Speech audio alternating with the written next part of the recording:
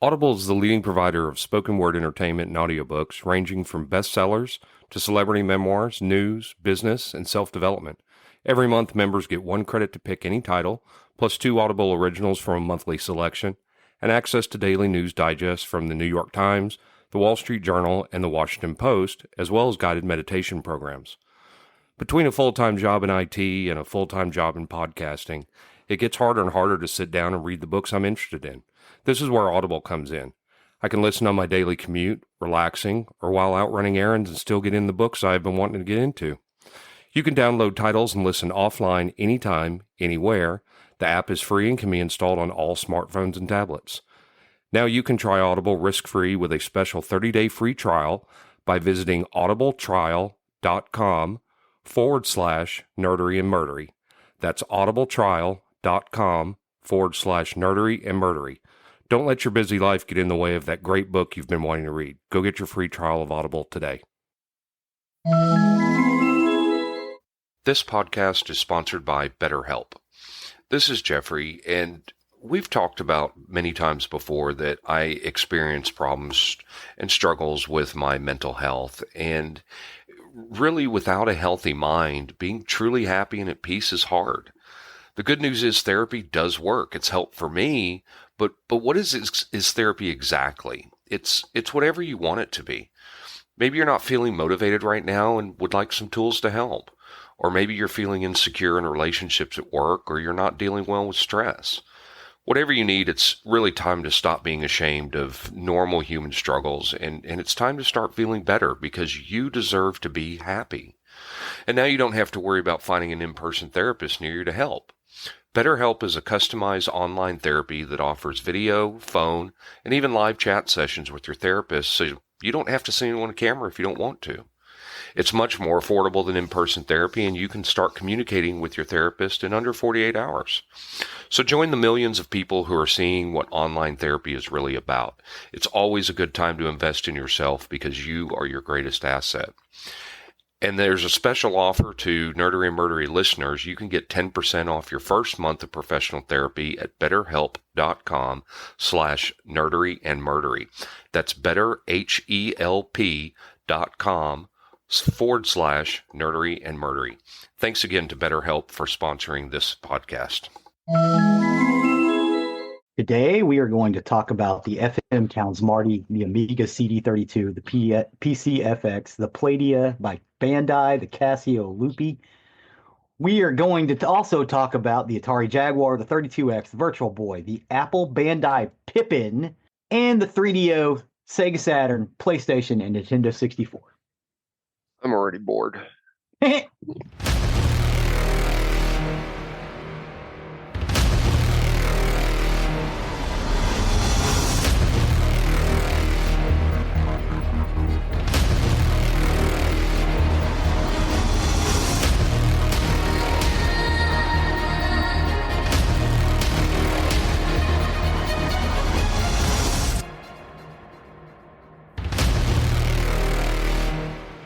Welcome to Console Wars, baby. Welcome to episode 193 of Nerdery Murdering. Big 193. I'm Zig with your Nerdery. And I'm Geoffrey with your Murdery. Welcome to another week of the highs and lows and the ups and downs, the good and the bad and the nerd and the murd. So as soon as we're done today, I am going to pick up a generator. Why? Well, we get hurricanes down here. And it's a good idea to have a generator. So we've got a friend down here that has a generator that because he upgraded to a big whole home generator. This is just generator that'll, power us for a day or two. Yeah. We'll hook charge it up phones. Charge a phone. I use a CPAP. I need a CPAP at night. It'll give us a couple of days worth of power as long as it has juice in it, which we're going to hook it up to our gas line, so it'll constantly have juice in it. But going to pick that up, I had enlisted the help of a friend. I said, "Hey, will you help me go pick this up?" And then I was talking to the guy the other night who was selling it, and he goes, "You're going to need more than a friend." So there are several of us going to go pick it up after we're done because I told you we're remodeling the living room. We're getting rid of our fireplace because I know you sent me pictures. I was like, "Holy shit!" Yeah, you do not need a fireplace in South Texas. Nobody needs a fucking fireplace in South Texas, but we do How need a many times would generator. you use it? Like one day out of the year, maybe? Exactly, exactly. So, so I get to go pick up a nice heavy generator after we're done. Nice. Get Pay somebody to hook it up because, like I said, I want to hook it up to our gas line. Then, if it's hooked up to our line, we'll have juice indefinitely. Yeah, As long as long as there's power and there's no interruption to the gas line. So, yeah, that's going to be my day this afternoon. nice. All right, got anything for us? You ready to step over to the nerdy side of the house? I am so ready to nerd out. Go for it. Today we're going to talk about the fifth generation of consoles. Okay, There are a couple that I want to talk about. Um, but you I want to named start. like 1,000 of them. Yeah, I want to start with the. I'm going to talk about them broadly, but I want to talk about a couple that did not make it, but probably should have. Uh, the Apple Pippin. It's a defunct open multimedia technology platform designed by Apple Computers. And according to Apple, the Pippin was directed at the home market as an integrated part of the consumer audiovisual stereo and television environment. It was also a game console. It Hmm. was made by Apple and Bandai. So this thing should have run uh, circles around everybody else. Um, it, they wanted to deliver Bandai wanted to deliver a scaled down version of the Macintosh purely for CD-ROM game playing. In early '94, Bandai approached Apple with the gaming console idea, and the original design was based around the Macintosh Classic 2 running Macintosh system software. Apple's involvement would be defined by the initial logic board design, and Bandai would provide the casing and packaging. This was considered the fastest delivery solution to markets at very reasonable return on investments for Apple and Bandai. Um, it was never intended to have internet connectivity, but toward the end, they decided to do it. Mitsubishi Electronics would follow Bandai as the licensee of the Pippin technology, and they ended up using some of it as well, but nobody bought them. Uh, Power Macintosh AV systems were incorporated. It was networked, but it just never went anywhere. It's a cool design. The controller looks like a boomerang. I'm looking at it. Yeah, it's just the market was already dominated by the Saturn, the Sony PlayStation, and Windows-based PC, so it just nobody really went nuts with it. They made like a gold one. I see that Uh, one. yeah, and you look at the back of it, it actually looks like a computer in the back. But it just didn't fly. Was this many of numerous of Steve Jobs failures? Was this a Steve Jobs thing? I think this is the period when Steve Jobs wasn't around. Okay. I think he was still jacking around with Next. I also want to talk about the Casio Loopy. uh, it was also called MySeal Computer. It was a 32-bit home video game console released exclusively in Japan in October of 1995. Um, so the Loopy includes a built-in thermal color printer that can be used to create stickers for game screenshots. But they only ever released 11 titles for it. But it was made by Casio.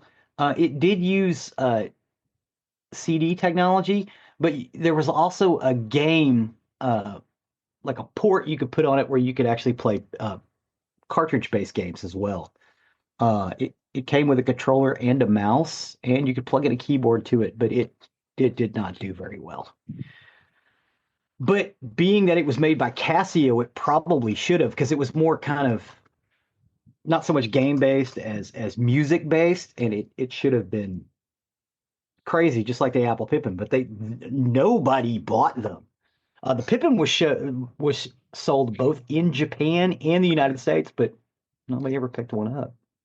And these are all part of the fifth generation era of consoles, also known as the 32-bit, the 64-bit, or the 3D era.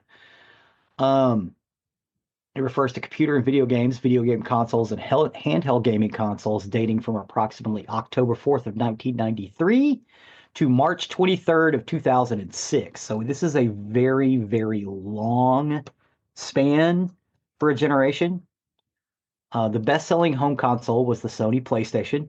followed by the Nintendo 64, and then followed by the Sega Saturn. The PlayStation was also a redesigned version. The PS1, which was launched on July 7th of 2000, 7 years after the beginning of the thing. But the PS1 lasted for years and years and years. Well, again, until 2006. Some of the features that distinguish the fifth generation console from the previous fourth generation consoles were 3D polygon graphics with texture mapping, 3D graphics capabilities, lighting, garage shading, anti-aliasing, and texture filtering, optical discs, CD-ROMs, and ROM cartridges, CD quality audio recording, um, wide adoption of full motion video, pre-rendered computer animation or live action footage, analog controllers, display resolutions of 480i or 480p up to 576i, and color depth of 24 true color. The era is known as a pivotal role in the video game industry's leap from 2D to 3D computer graphics, as well as the shift from home console games being stored on ROM cartridges to optical discs. This was also the first generation that featured internet connectivity. Some systems had additional hardware which provided connectivity to an existing device, like the Sega Netlink for the Sega Saturn and the Apple Pippin, which we discussed a little bit earlier. Apple Pippin was the first system to feature onboard internet capability, so you didn't have to buy an add-on. It just came with it.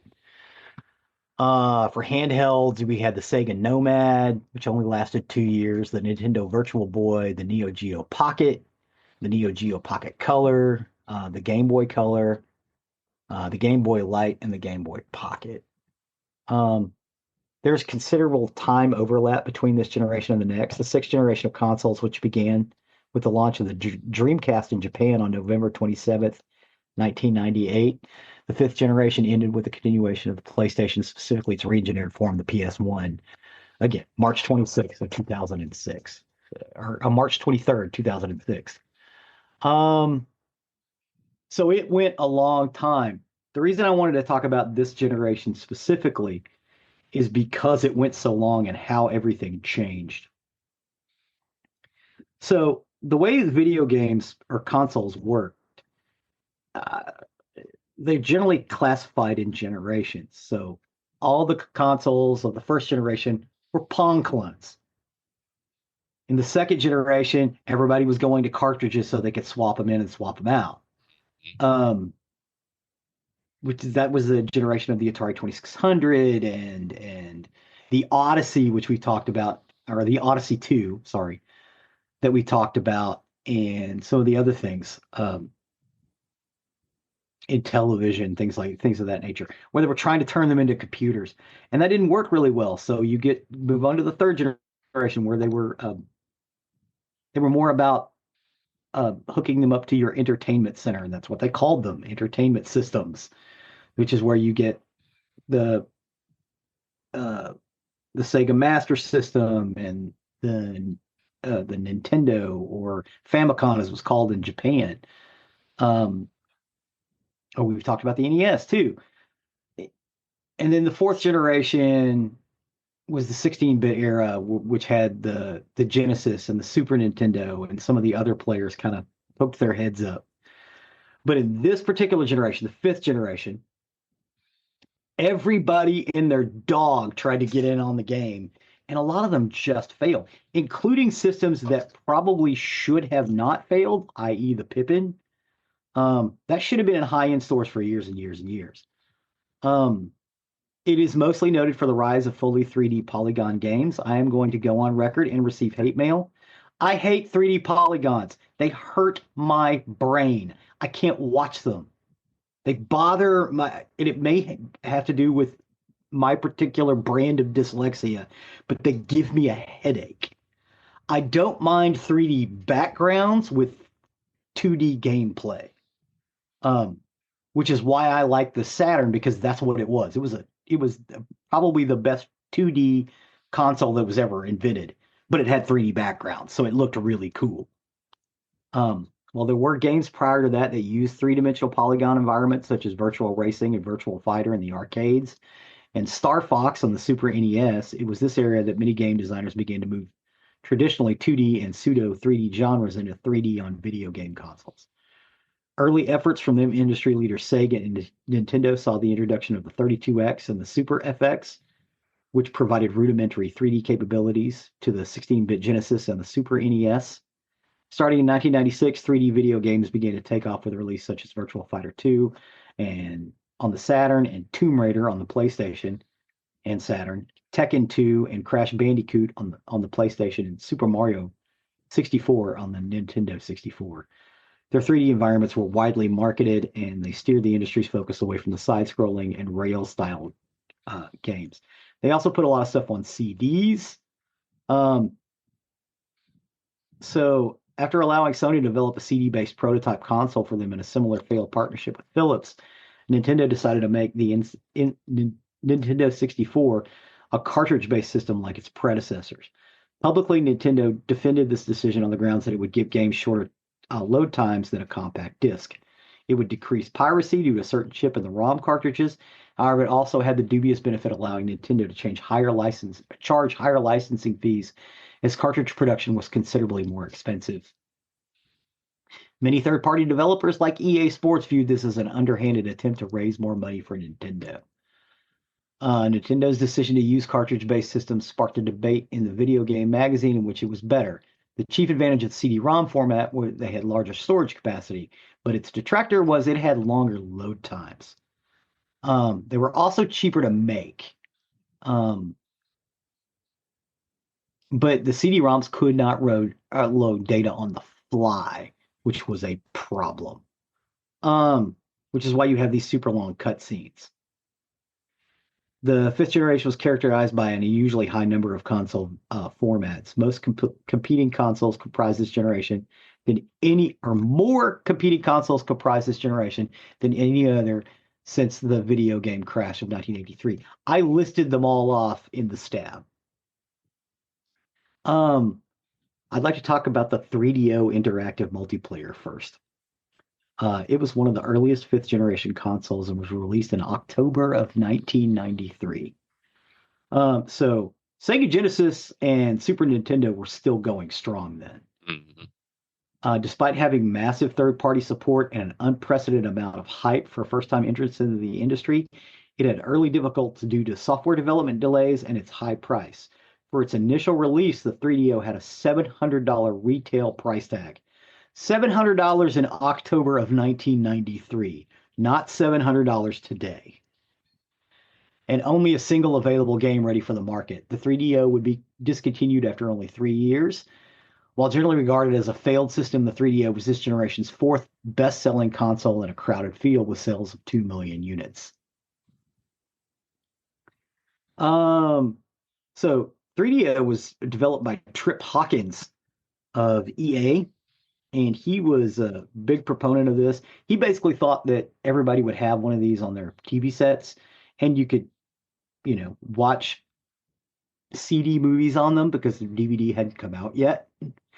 Because he thought that's the way everything was going, that you could use it to watch videos and also play games on, which is what we do now. But he was kind of not, the technology had not caught up to the boxes, but they didn't manufacture 3DOs. It was like they manufactured chipsets that they sent to other manufacturers. So you could get a 3DO that's made by Sanyo, which was only like $250, or you get the high-end one 3DO. I think was made by Panasonic, and it's much prettier. All of these are readily available on the used market now for like pennies on the dollar. You could get it, pick one up for $100 and you'll be good to go. They were quality products. They just didn't sell really well.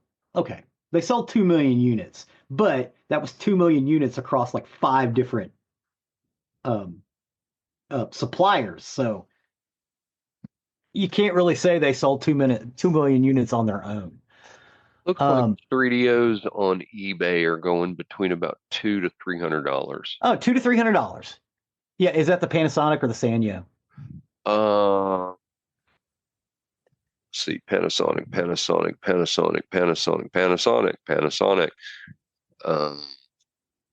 It's like mostly Panasonic. Yeah. It was a quality product. Um, it was well made. Yeah, I yeah, all Panasonic that I'm finding. yeah, yeah. I don't think the Sanyo was like a cheaper version. Oh, here's a Sanyo one, $168. Yeah, 150, $200. Yeah. Um, the next one is the Sega Saturn. Again, this was my favorite one because of like three games. It was Sega's entry into the standalone 32-bit console market. It was released in Japan simultaneously with a 32X in November of 94. And although it would not have a North American release until 6 months later, it became Sega's most successful console in Japan. In America and Europe, however, a disastrous launch and an MSRP of $399 compared with the PlayStation's $299 caused it to be a commercial failure, selling far fewer units than the Master System and Mega Drive or Genesis before it. The PlayStation was released in early December of 1994. It was the most successful console of this generation, while attention given by third-party developers and more mature marketing campaign aimed at the 20 to 30-year age group enabled it to achieve market dominance. It became the first home console to ship 100 million units worldwide. Hang on, what three games? Hmm? What three games? Do you like the Saturn for what three games?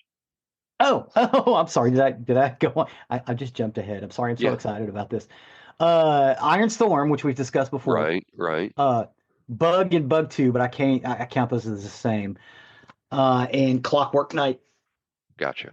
Okay, And I had all three of them. I also had Panzer Dragoon. I didn't really care for that because it was 3D and again, it hurts my eyes. But it was gotcha. a lot of fun to play until I got a headache. All right. But Clockwork Knight was great. It was a side scroller with a 3D background. The same with Bug. It was a side scroller with a 3D background. Um, Bug and Bug 2, I had both. And Iron Storm, which I could play for hours and hours and hours. Matter of fact, I kept a Saturn up and running for years because I had an Iron Storm, which I wore out, bought another one on eBay, wore that out, bought another one on eBay until my Saturn finally died. Um, and I have the game here. I just don't have anything to play it on. I might end up having to buy a, a backup because you can buy backups of that stuff pretty cheap. I don't want to say they're burns. I'm gonna call it a backup because I own it, but I might buy a backup just so I can play it if I ever get something to play it on. The oh, what is it? The that one machine, the Polymega, still hasn't come down in price from a couple of years ago. It will play just about everything, including Saturn games, which are notoriously hard to write for or copy. Here's a Um, Sega Saturn V2 on eBay for $119. oh, that's not bad. I do like them old Saturns. My problem now is that a lot of times when you get them, you have to have the CD driver replaced.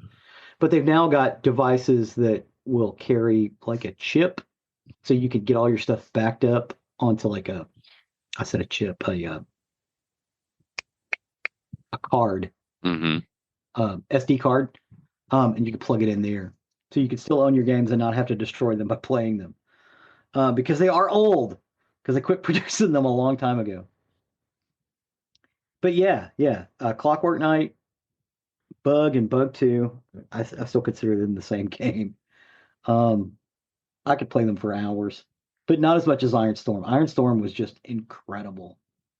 Um, PlayStation actually produced an Iron Storm clone or copy called I think Panzer Commander, which I just recently found out that PlayStation released that. If I'd have known that, I might have kept a PlayStation around because of it was they say it's comparable to the to Iron Storm in the way that it plays, or Dyson Raikou. Um, Beautiful. I loved it. It was great, and I could play music CDs on it. So it was an extra CD player that I could have around the house. I had to use the speakers in the television, but that was fine. And I liked the interface that allowed me to play it. The Nintendo 64, originally announced as the Ultra 64, was released in 1996, so a few years after the other two competitors. This system's delay in use of the expensive cartridge format made it an unpopular platform among third-party developers. Several popular first-party titles allowed the N64 to maintain strong sales in the United States, but it remained a distant second to the PlayStation. So the way it worked out is basically PlayStation and Saturn fought for the older teenagers and young adult market, and Nintendo 64 competed for the kid market. The only problem is Sega Saturn had a tendency to lose out to PlayStation because Sony PlayStation did to Sega what Sega did to Nintendo in the early 90s. Mm-hmm. They just basically outsold them and out advertised them. But they still sold quite a bit, a respectable amount. In today's numbers, if you sold, 4 or 5 million consoles, you'd still be producing. But that's not the way things were back then. Commodore released a console.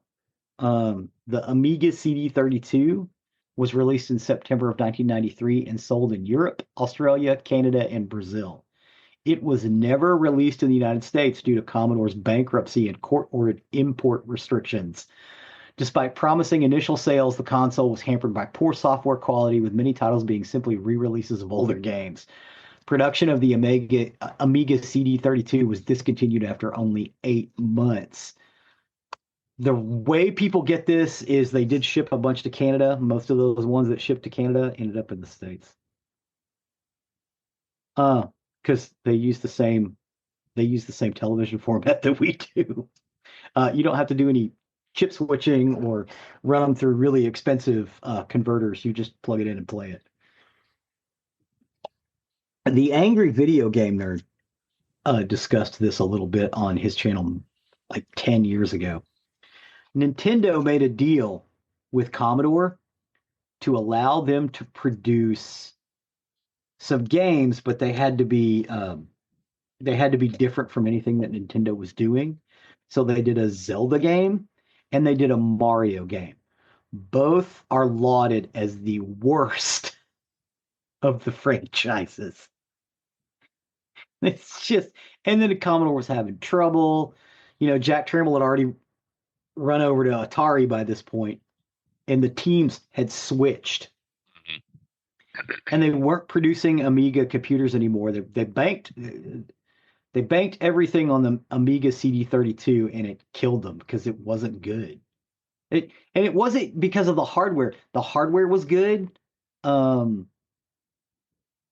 The controller, at the time, people said the controller was bad, but if you look at the controller now, it's actually pretty decent. It's a good looking controller.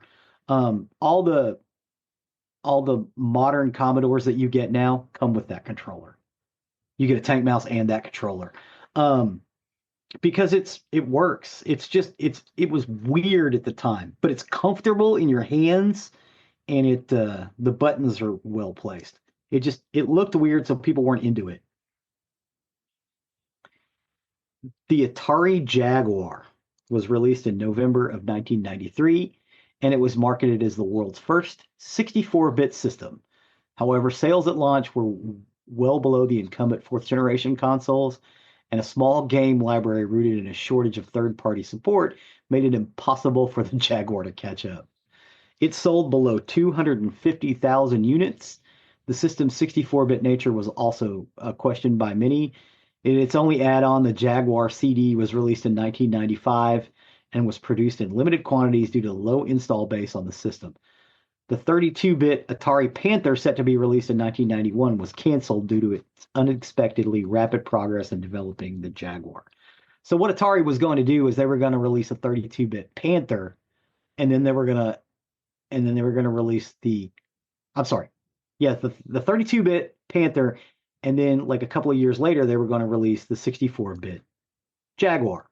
So most of the titles that they used for the Jaguar were actually written for the Panther. So yes, it could use 64 bits. It just never did. Nobody ever developed anything for it because they were writing for the Panther. They just basically stepped them down or stepped them up. This is one of the worst controllers designed. It is uncomfortable in the hands. It has way too many buttons. And it didn't sell. It sold 250,000 copies. That's it.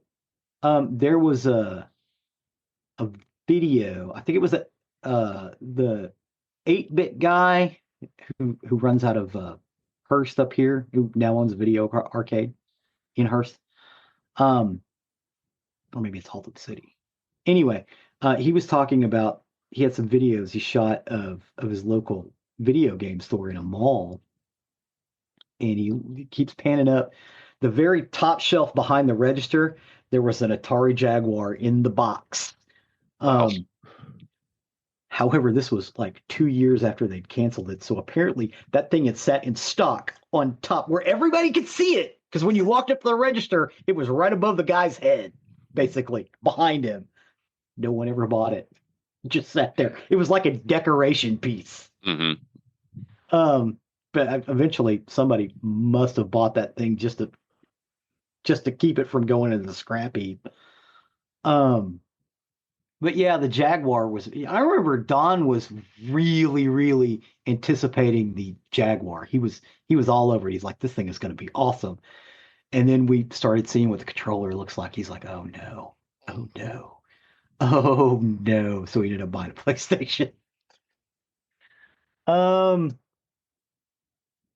Sega released the 32X, which we've talked about a little bit before. It was an add-on console. Jesus Christ. Produced by Sega for the Genesis. It was launched in November of 1994.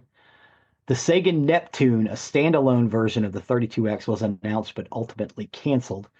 Sega failed to deliver a steady flow of games for the 32X platform, which customers anticipated the PlayStation on the horizon. And with Sega's more technically advanced Saturn already competing for the market in Japan, sales of the 32X were poor. So they say the Neptune was never produced. There are, I think at this point, 3 prototype consoles that are out in the wild because they were discovered about 10 years ago. I think there's some video of one of in our playlist of someone who actually has one. It basically looks like a Genesis, only scaled down. Mm-hmm. And it is out there. You can't. It is prohibitively expensive because, again, as far as we know, there's only like 3 of them. And those people who have them are not letting them go. Yeah, not finding any on eBay. Oh, no, you won't. And, people have offered that guy like 50 grand for that one that he found. And it was like, no, I'm not letting this go. There was talk about basically reverse engineering them so you could get them, so you could play those 32X games without having to plug it into your Genesis. Because the problem with the 32X games is they're the wrong size. Even if you could make just like a small adapter and plug them into the Genesis, you have to have the piece, which also has to be hooked into your television with its own power supply for it to work properly. They never really worked that out because it didn't sell very well. But there is a Star Wars game on there that is incredible. You get to fly a T-16 Skyhopper. You get to fly an X-Wing. You get to make a run at a Death Star. You also get to fight AT-ATs and everything else. It's like all of the little games that Star Wars had produced up until that point. Like the Star Wars arcade machine, only instead of vector graphics, they were all real clear graphics. It was a lot of fun. I'm surprised that didn't make the 32X sell better than it did, but it just didn't. Plus, it was a pain in the ass to hook up. It really was a pain in the ass because the CD, you just plugged it in. You plugged it in, you were good to go. Yeah, you had to have a separate power supply, but you know, everybody had surge protectors by then.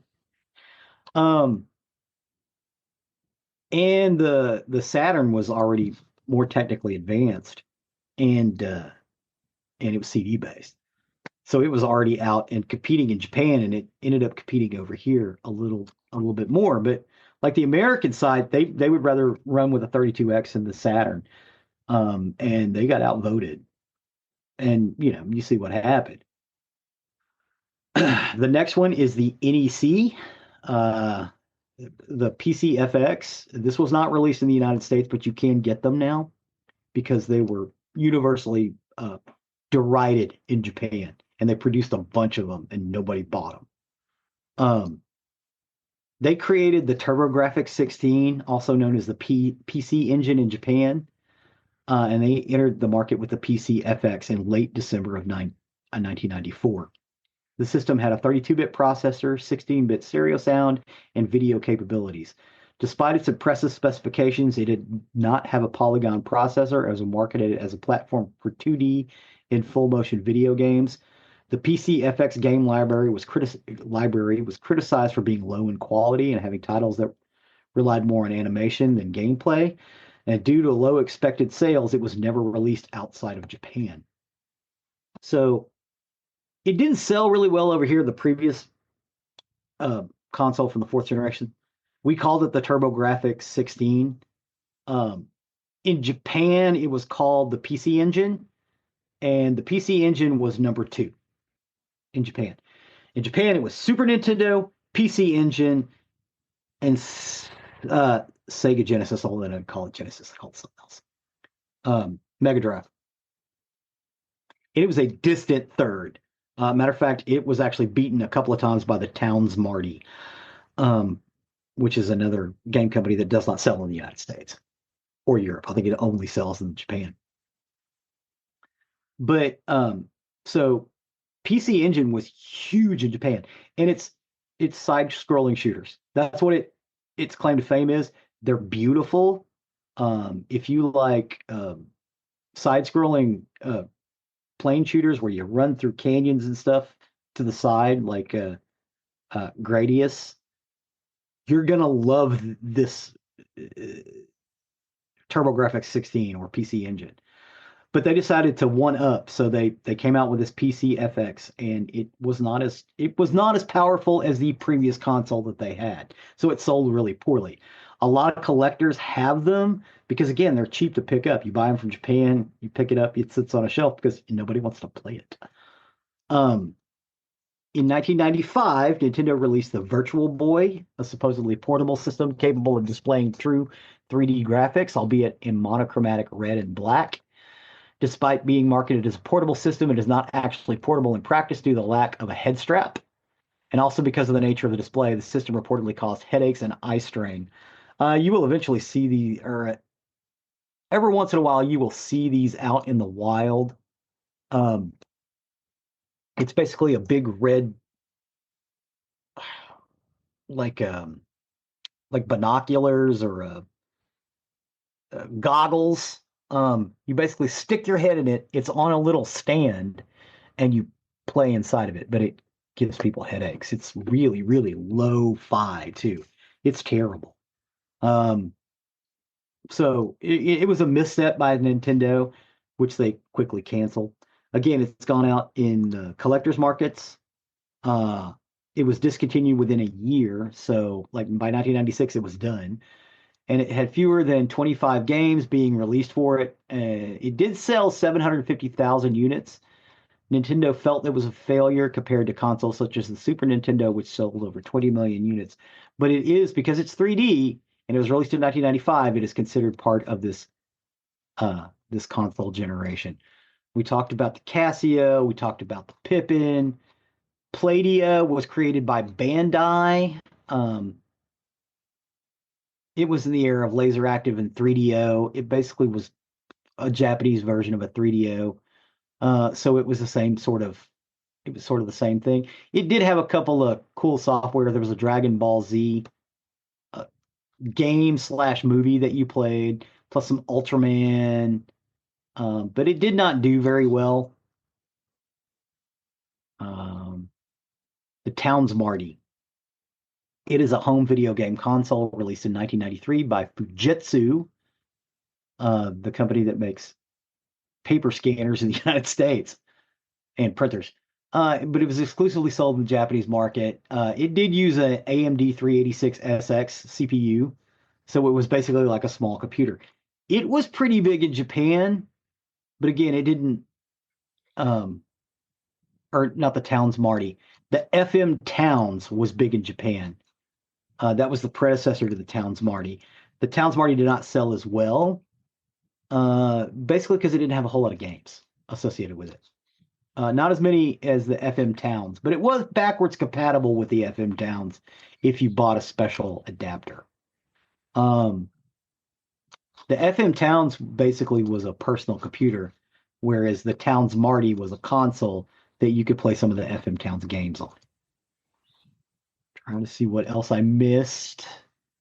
32X, Apple Bandai. We talked about the 3DO. Did a 64? Yeah, I think I hit them all. The Genesis Nomad, sorry, was a handheld device. It was a portable variation of the Sega Genesis, but the problem is because it had color and everything, it used C batteries, so it didn't have a long battery life, and they never came out with a rechargeable version of it. It also had regional lockout, so you couldn't like use Japanese games and other stuff for it. It kind of sucked. It was cool and all, but again, you couldn't play it for more than 45 minutes without having to replace the batteries, which gets expensive when you have to replace, I think it's six. No, it was four AAA batteries. But that's basically it about the fifth console generation. I know it's a lot, but there were a lot of consoles released.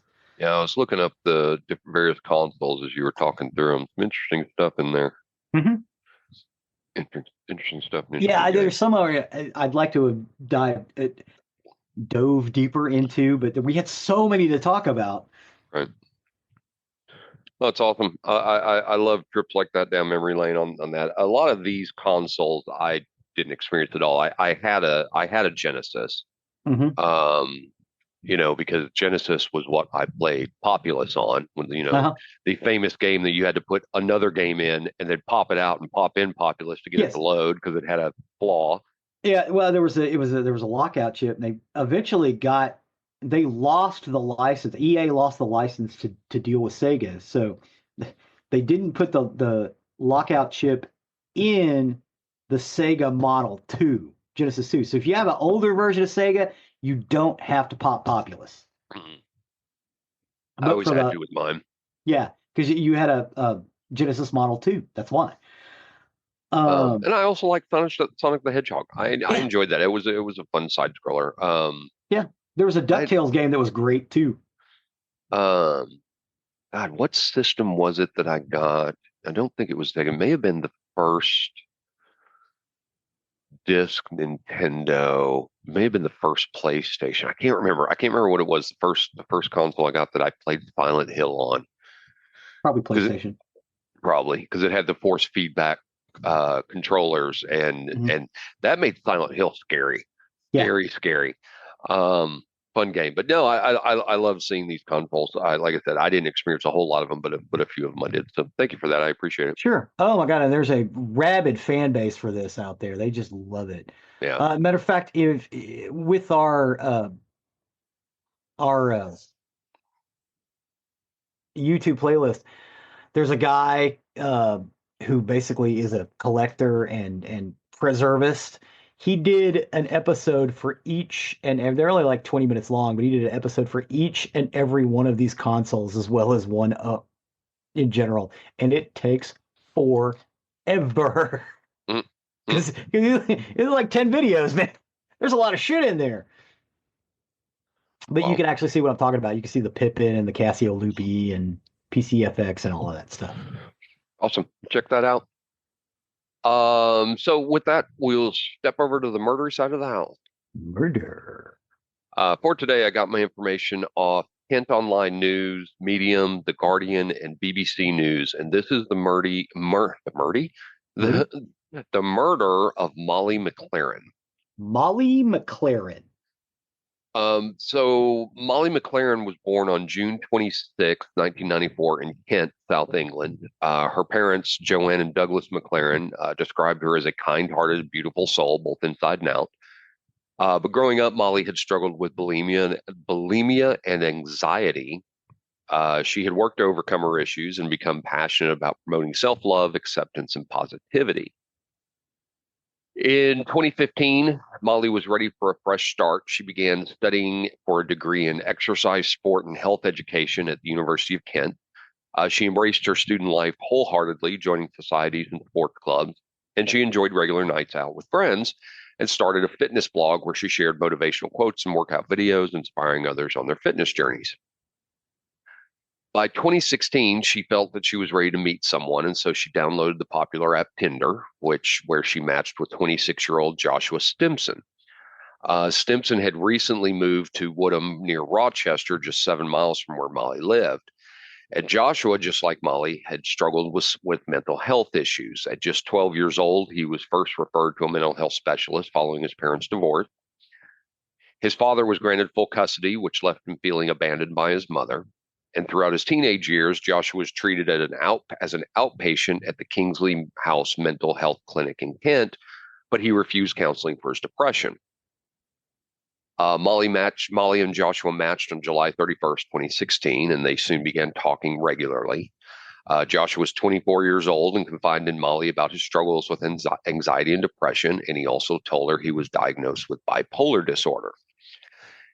In November of 2016, after weeks of talking, they decided to meet in person for the first time, and their relationship quickly grew, and they spent more time together. Molly started telling her friends that she was falling for him. Molly's friends, though, remembered feeling on edge around him. He didn't seem to have any interest in getting to know them and appeared to have no friends of his own, and he seemed to have no respect for boundaries.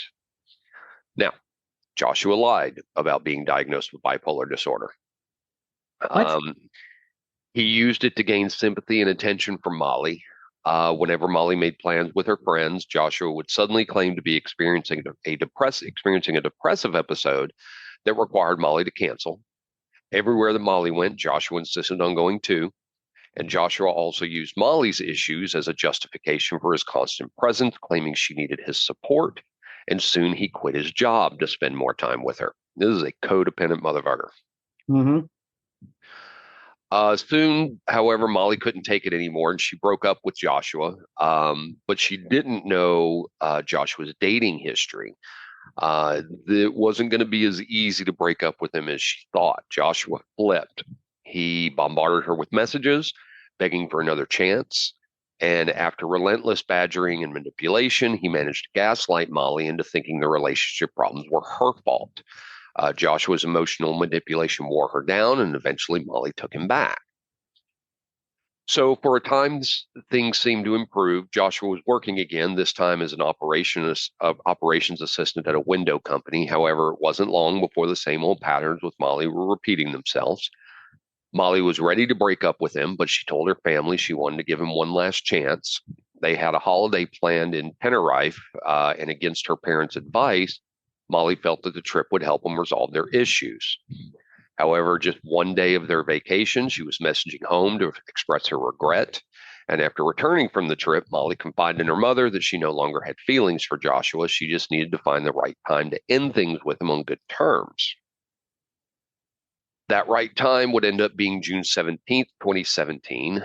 Molly planned a night out with friends in Maidstone to celebrate her 23rd birthday. And for days, she and Joshua had been arguing over Messenger, but they were still a couple and decided to put their differences aside for that night. Well, it didn't take long, and Joshua fell into one of his moods again. But this time, Molly was fed up. In the middle of the club, she told Joshua it was over, and he turned and shouted to her friends, quote, "She's finished with me." Her friends remember the look of pure rage on his face, and it was the first time they had seen this side of Joshua, but it would not be the last. For Molly and her family, the nightmare of Joshua was just beginning. Josh would plead for Molly to take him back, which would fail, so he became aggressive. Molly blocked him, but Joshua took to social media to humiliate her. He called her a drug abuser. He shared private messages and screenshots of their conversations, tagging her family members to ensure they would see his posts. In one, he said, "quote You are a cokehead. Have you been honest that you need to stop stop sniffing gear?" I'd never heard that way. It's English say weird shit. Yeah. Quit sniffing gear. What? With Joshua blocked from her own account, Molly had only learned of the messages when a cousin called to let her know, and Molly was horrified. On June 22nd, Molly and her mother printed out all the texts and social media posts and went to the North Kent police station. Officer Philpott attended to their case and called Joshua on loudspeaker while Molly and her mother were present. He warned Joshua to stop his abusive behavior or face prosecution, instructing him to remove the harmful posts. And during the call, Molly's mother recalls Joshua repeatedly claiming, quote, "I haven't done anything wrong," before adding, "If you think I have, there's more to come." I found this very weird that the police were listening to this. Mm-hmm. However, the police report did conclude that his behavior did not meet the threshold for harassment and therefore did not constitute a criminal offense. I can agree to that it wasn't a criminal offense, but just that comment, "If you think I have, there's more to come," that should have raised somebody's antenna. Yeah. Somebody should have been, hey, maybe we should put a car out by her house just to. Well, okay, not to give credence to what the police did or did not do, but putting a single car on a single person when there's a waste of resources. It can be a waste of resources. I just kind of think there might have put just something could have been done a little bit, because I see a threat here. But bygones. I'm just an armchair quarterback. The following day, though, Joshua appeared at the police station to file his own complaints. He claimed that Molly was spreading rumors about him being in trouble with the police, which was damaging his reputation and his career. The North Kent police did advise Joshua once again to stop all contact with Molly and remove the offensive post. And that's kind of where I think it is. If he wasn't removing the post, they're telling him to do so. Mm-hmm. I think that's another sign to say, okay, we need to kind of watch this a little bit. Something may be going wrong. I don't know. Keep an eye on this dude. Maybe. Molly was starting to feel genuinely fearful of Joshua. Her family circulated photos of him to their neighbors and asked if they saw him near the house to let them know. On June 27th, Molly did receive a call from the police, and it was good news. Joshua had removed the offensive posts. He explained he didn't want potential customers to see them. So there's the other side of the coin. He did finally remove them. It's just, it kind of felt like it took a while to remove them. I don't know. What no one knew, though, was that a week earlier, Joshua had visited several local hardware stores. At one, he purchased a knife, and at another, a pickaxe. He hid those away in his car. He also found a way around Molly blocking him from her accounts. A woman Joshua had stayed in touch with after a single Tinder date agreed to befriend Molly across all her social media accounts and feed the information to Joshua about her posts. At 10:10 a.m. on June 29th, 2017, Molly was at her gym in the Chatham Dockside outlet. She had been visiting daily to film workouts for a new personal training course she was enrolled in. The workout room was empty as she pulled out her mat and began her exercises, and minutes later, Joshua arrived. He hurried up the stairs to open the door. He peered in at Molly and then turned and headed back down. After a brief pause, he turned around again and very confidently entered the room. Molly was in the middle of her workout when she glanced over and saw the all too familiar figure enter. Joshua picked up an exercise mat and began stretching right next to where she was working out. Mm-hmm. Molly went over to confront him, and he told her it's none of her business. Molly left the room and moved to another part of the gym where she sent several frantic texts to her family. She then called her mom, who told her to come straight home and drive carefully. At 11 a.m., Molly believed Joshua had finally left the gym and started to head home. She packed up her equipment, began walking to her car, and Joshua had indeed left the gym, but he hadn't left the parking lot. Instead, he was slowly driving around the parking lot, waiting for Molly to leave. And once she was inside her car, Molly didn't notice Joshua walking towards her across the parking lot carrying a knife. Molly looked up to see Joshua jerking open the driver's side door. Before she could put her hands up to defend herself, he started stabbing her. A man named Ben Norton witnessed the attack, and he ran up and tried to slam the door on Joshua's leg to stop the attack. When that failed, Ben grabbed hold of the bare leg of Joshua, but his hand slipped off because there was so much blood. Yeah.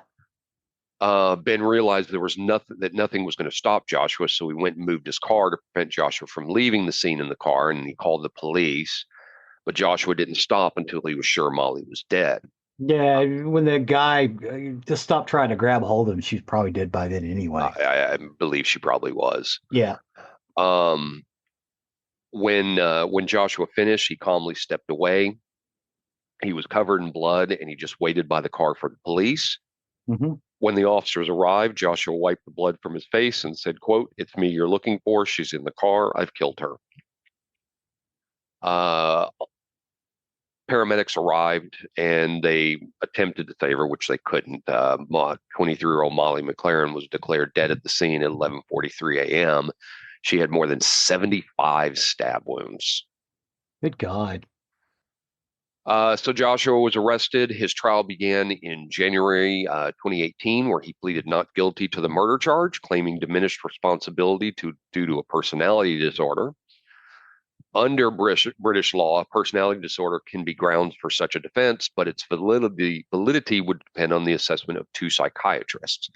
The defense's psychiatrist, Dr. Sahib Majid, diagnosed Joshua with severe borderline personality disorder. Dr. Majid testified at the time of the murder, Joshua was experiencing an abnormality of functioning due to his mental illness and the abandonment issues stemming from his parents' divorce. On the other hand, the prosecution psychiatrist, Dr. Philip Joseph, disagreed with the assessment. He argued that Joshua exhibited no signs of a mental disorder that would prevent him from understanding the nature of his actions. Instead, he characterized Joshua as immature, vain, and narcissistic, showing no remorse for the killing of Molly McLaren. After deliberating for less than 4 hours, the jury found Joshua Stimson guilty and convicted him of murder. At his sentencing hearing, Judge Adele Williams said Joshua didn't have a personality disorder, but just an issue with women. Judge Williams said, quote, "This was a cruel, calculated, and cowardly act. This was an act of wickedness. You slit her throat while repeatedly stabbing her. You took away Molly's life quite deliberately in the most vicious fashion. You were determined to punish her for ending the relationship with you. You were seeking revenge. She was 23 years old, beautiful, and intelligent. Her family's grief and anguish is raw and apparent for everyone to see. You are a highly dangerous young man, and you will pose very considerable risk to women for a very considerable period in the future." I love hearing when judges just admonish people like this. You're a dog. Yeah, I mean, Go live in a cage. They don't hold back. You're a dog. Go live in a cage. And I hear this so often with British judges. They will just it was wild. But anyway, Joshua showed no emotion as the verdict was read. During the trial, Molly's family learned that Joshua had a history of stalking and terrorizing women. Two individuals came forward to share their own experiences with him. Leah Hubbard met Joshua during a night out at the Source Bar in Maidstone in 2016. They hit it off and started seeing each other. A few days later, while visiting her grandmother for her birthday, Leah's phone lit up with calls and texts from Joshua accusing her of lying about her whereabouts, and Leah ended the relationship that day. However, a few nights later, she woke up at 2 a.m. to find Joshua in her house, claiming he had been out and just needed to charge his phone. After that incident, Joshua never came to her house again, but Leah began noticing him appearing wherever she went, always watching her from a distance. And the situation escalated when Joshua spat a drink in her face at a bar and was forcibly removed from the venue. It seemed like Joshua had finally moved on, but unfortunately his attention at that point then turned to Molly. This would not be the only disturbing story that came to light during Joshua's trial. In 2013, Alexandra Dale went on a date with Joshua after matching him on Tinder. After their date, she politely told him she just didn't feel a connection. She figured that would be it, but was shocked when Joshua then bombarded her phone with calls and messages threatening her, telling her that he would fly out to wherever she was and drown her. He later sent her a picture of her back garden, despite never having told him where she lived. He also slashed the tires on her car, stating her, after telling her, quote, "There's a surprise waiting for you when you get home." When Alexander returned from her holiday, Joshua began showing up on her nights out. He openly followed her around, taking pictures and sending them to her and branding her a slut for what she was wearing. Alexander reported the stalking and harassment to Staffordshire police 3 times throughout 2013, telling them she feared for her safety, but his behavior was not considered a crime. The investigating officer simply texted Joshua, telling him to stop contacting her, but they didn't log it properly. Had they, the Kent police might have found the 2013 incident report where Molly reported her own harassment, and maybe she would be alive to this day. This is police missteps. Joshua ended up being sentenced to life in prison with a minimum term of 26 years for the murder. Molly's family released a statement following the sentencing. Quote, "The verdict has brought us a small measure of comfort, but it seems that nothing will take away the pain or allow us to come to terms with our Molly being taken from us. We are serving a lifetime of pain, anguish, and loss." Kent police later invited the Independent Office for Police Conduct to investigate their handling of the case and the series of failings involved. As a result of this, officers are now mandated to record stalking as a crime. Good. Today, Molly's legacy continues through the foundation established by her family in her honor. The Molly McLaren Foundation funds charities that educate, raise awareness, and provide support for individuals affected by eating disorders, ensuring that her memory continues to positively change to help others facing similar struggle. And that is the story of the murder of Molly McLaren. Well, thank you so much for that. You know, we go through these so many times, and I'm not anti-police. I'm not in that camp. I'm sorry. I'm not the defund police people or anything like that. I think we need police, but I do think police need to do their job, and they need to log this stuff properly. They need to take seriously some of this. Some of these complaints. There needs to be a governing body. Well, there needs to be reform. Exactly. I do believe there needs to be reform because a governing body that looks over them. Well, I mean, again, this is England, so it will be a different governing body than what we would have. But there definitely needs to be a nonpartisan governing body who basically just keeps an eye on these people. Well, and unfortunately, in so many of these cases that I've covered, the aftermath is because of this, they have changed the law to this. And I hate that it has to come to that, because some of these you would think, why does somebody have to die for us to change things? Why don't we just change things instead? Well, or that it was common sense in the first place that this should have been a crime, or this was common sense in the first place that somebody should have taken notice of this. We seem to come to these time and time again. Now, granted, I'm glad that there is some reform that happens because of it, or laws that are changed or put in place because of it. I just kind of wish we could get ahead of this a little bit. Yeah. It's too late for her, but maybe we can save the next one. Yeah. Well, so thanks for listening to me on that on that story. Appreciate it. Thank you, sir. You bet. That will take us to the end of another recording week. As always, you can find more about us on nerderyandmurdery.com. That is our hub. That is our website for everything you'll find about us. You'll find links to what we talked about today, plus pictures of the topics we discussed. You'll also find the link to our YouTube page with Zig So Often update. Yes, and in this one, you got some juicy things to take a look at. Check that out. Juicy. Tell me what you think. Juicy. Yeah, I say juicy. It's some of it's fairly technical, but this guy is really great about how he moves that stuff around. Juicy, but not moist, right? That's right. Juicy, not moist. God, I hate that word. Where am I? Merchandise. You'll also find the link to our merchandise page. Zig, I think he's trying to stop from spitting up on himself. Glasses. I caught him off guard there. You'll also find the link to our merchandise page, or if you wish to show off your Nerdery Murdery fandom, please do consider purchasing something from that. That, along with our Patreons, you'll find the link to our Patreon account on our page, but our patrons and our merchandise purchasers do help with the costs that are associated with this show. There are costs that are associated with keeping us on the air, doing our uploads, keeping our website, and keeping you entertained week in and week out, but we do appreciate each and every one of you. Please and thank you. Please and thank you. And last but not least, please don't forget to leave a 5-star review wherever you can. It really helps us and helps others find our content that may be looking for the topics that we discuss. So with that, I have been Zig with your nerdery. and I'm Geoffrey with your murdering. Cue the music.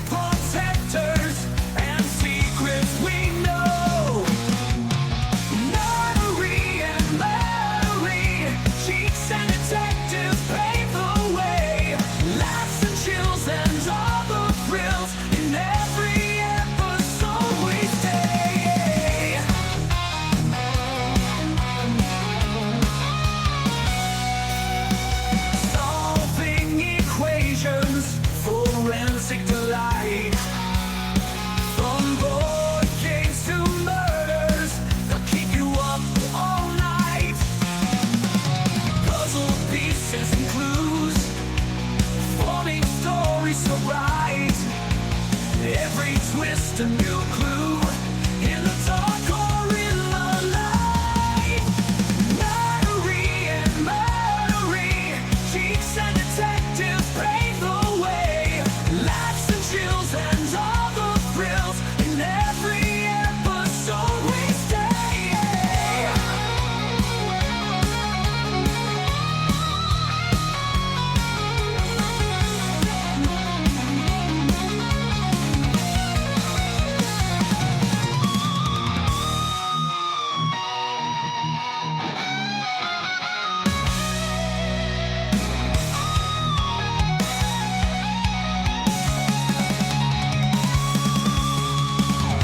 Solving equations, forensic delight. From board games to murders, they'll keep you up all night. Puzzle pieces and clues, forming stories so bright, every twist a new